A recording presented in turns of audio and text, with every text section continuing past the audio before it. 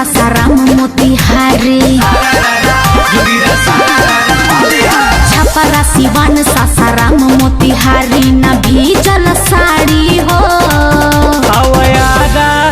अवयारा में रंग डलवाला ये गोरखबा लड्डू पिचकारी हो ना ना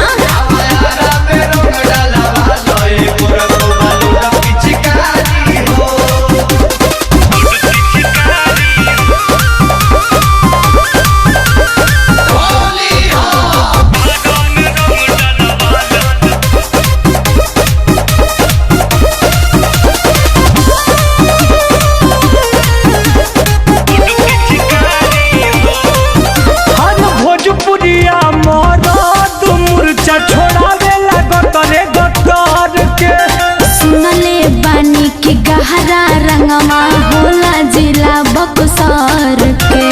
अरे डलवा के देखबू तब न बुझाई ढेर देखले बानी भोजपुरिया मरद मुर्चा छोड़ावेला गतरे गतर के।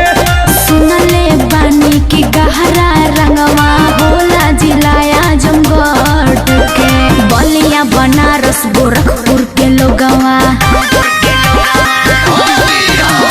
बलिया बनारस गोरखपुर के लोगवा करेला खातिरदारी हो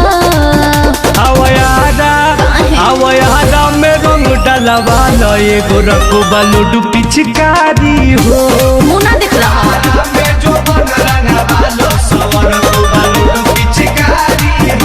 सुधर जा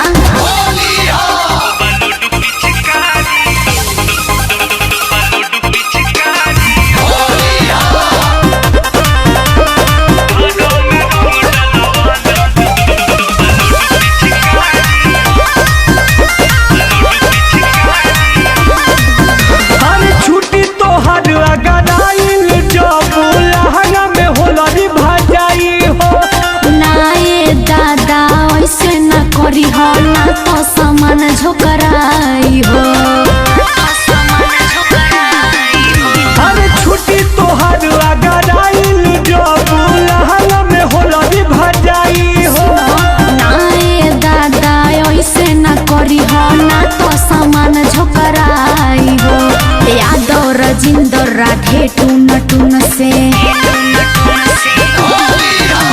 यादव रजिंदर सुधाकर टून टून से जोड़ाया सोयारी हो